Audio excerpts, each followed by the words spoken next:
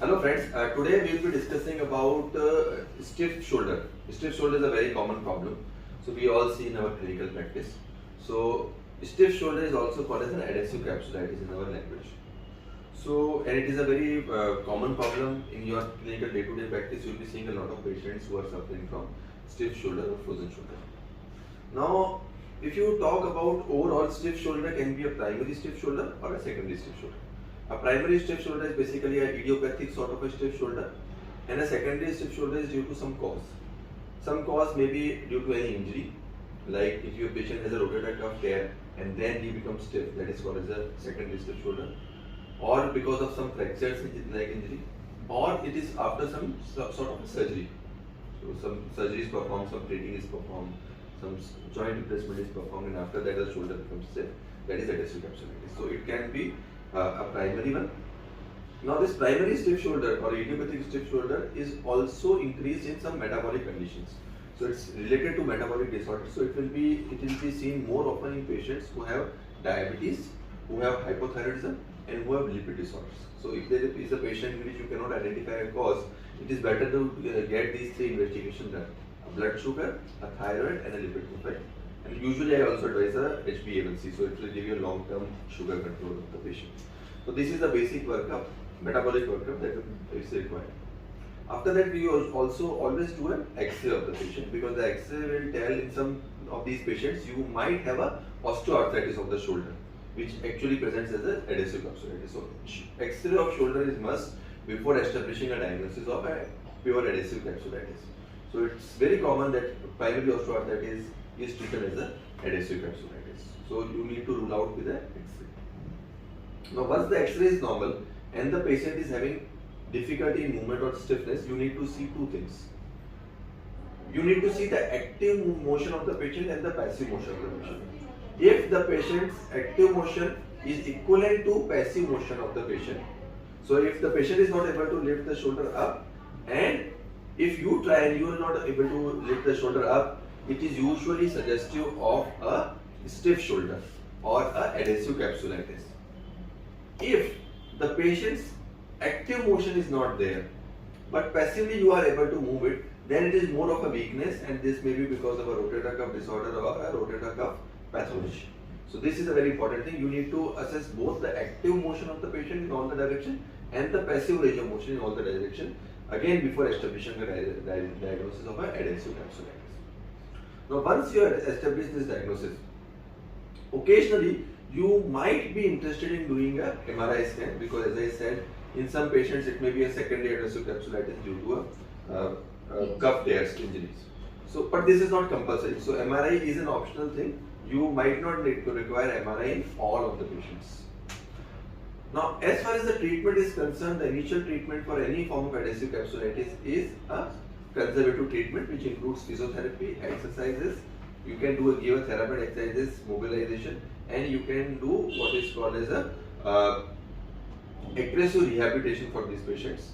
We usually recommend some sort of a heat-cold therapy if you want, and you can also give them a low dose of anti-inflammatory drugs like etoposide, diclofenac, or acetaminophen, something like that.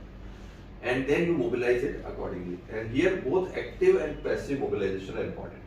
So passive mobilization can be given by by stretching by the physiotherapist himself, or you can ask them to give therapy, which will give an active movements to the patient. So these both should be given in initial treatment. After that, there is a treatment which is described of injections. Now there are three types of injections which are given in the shoulder. One is a steroid injection, second is a PRP, and third is a pure saline, which is called as a hydrodilation. So I usually don't recommend it on a routine basis, and I'll tell you why.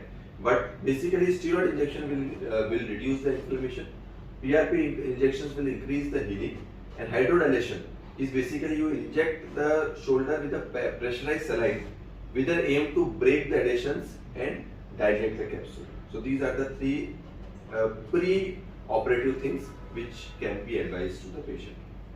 And in injectable cases, when all of this does not work, then you can give the treatment of an arthroscopic capsular release. So in that, what we do is basically we go into the joint and will release the capsule in a 360-degree fashion.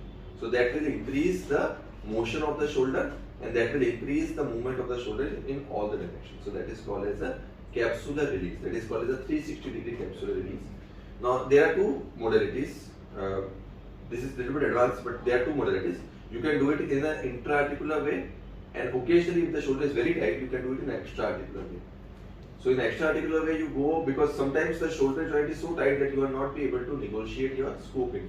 So then you do it with the extra-articular way. So in that case you go in the subacromial space. The subacromial space will be clear.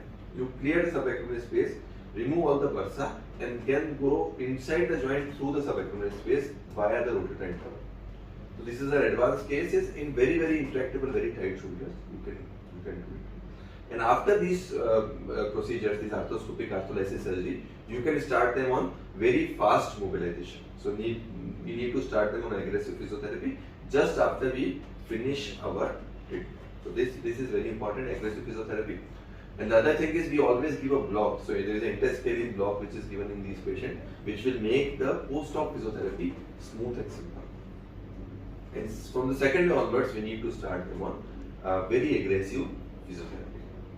The last but the least, there is a very small role of oral steroid medications also. We don't recommend it on a regular basis, but in very selected cases, you can give them oral steroid for short duration of cases, but this should be advised with very much caution. Any other questions? So then with that block thing. So whenever we do a arthroscopic arthrolysis surgery, we always give an interscalene block in the shoulder. What that will do is that will make the shoulder numb, and that will make the physiotherapy very easy in the initial 24-48 hours. So always, once we do the procedure, we can immediately start with the physiotherapy from the very next, since the patient is out from the OT. You can straightforward start the physiotherapy there and then itself. So that is basically the advantage of, because otherwise the shoulder will become re-stiff if you don't start immediate physiotherapy. So we always give an interscalene block in the OT before the procedure. That will help us during the procedure itself and in the post-op rehabilitation physiotherapy as well. So this physiotherapy needs to be started when the patient is in the effect of block, in the effect of anesthesia. So that makes the rehabilitation simple or easy. There can be case of frozen shoulder with rotator cuff tear. Yes. What do you do? So if there is a rotator cuff tendon tear with a frozen shoulder, ideally you should do the range of motion first. So there are two schools of thought here. So one school of thought is you do physiotherapy, attain range of motion, and then do the surgery. That is number one. Or you can do a capsular release and rotator cuff repair in the same circumstances. Most of the cases I will prefer the first one, release, first do a physiotherapy, get the range of motion and then do a repair. Occasionally we can do the second procedure in which we do releases along with rotator cuff repair itself. So you said about 360-degree release of the capsule. Yes. So that is in coronal plane. So you have a glenoid. So glenoid is a circular structure. So you need to release the glenoid in a 360-degree fashion. So you release it in the vicinity of the glenoid anteriorly, inferiorly and posteriorly. So all the capsule in the vicinity of the glenoid is like a socket. So you remove it like this and this. All through 360-degree through the surface or through the periphery of the glenoid you need to release the tissue. That is the most important. Okay. So calcification is the same. Calcific tendinitis is a different cycle. So calcific tendinitis can lead to another frozen shoulder, because calcifications, if they are on the tendon, they can lead to increased adhesions.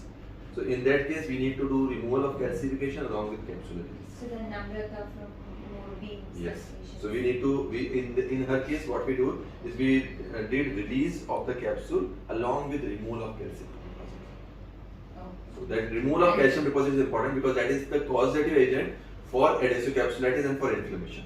Because if there is a crystal, it is basically a crystal deposit. Okay. So in that also same way physiotherapy. Yes, if there is no repair performed for the rotator cuff, you need to start the physiotherapy from the very first day, and then only you will be able to attain the range. Otherwise, the patient will have stiffness again. You will start developing stiffness again very fast.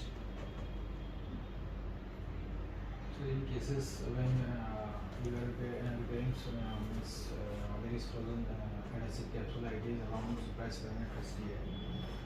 we are repairing tear and So if there is a adhesive capsulitis and a rotator cuff tear and we are repairing the rotator cuff along with the release, then we need to mobilize them early and fast. Otherwise, there is a very high chances they will go into stiffness again. So these we are doing it for very small tears. We are not doing it for massive tears, and we need to do a very solid repair so that we can start the mobilization very fast. So overarm exercises from We need to start from overarm exercise after 3 weeks, but passive range of motion, internal external rotation exercise, and passive abduction also. Passively, you can start within a week itself, because they will become re-stiff. Otherwise, if you don't do it, if you don't do a rehabilitation, active after 3 weeks. active physiotherapy after 3 weeks.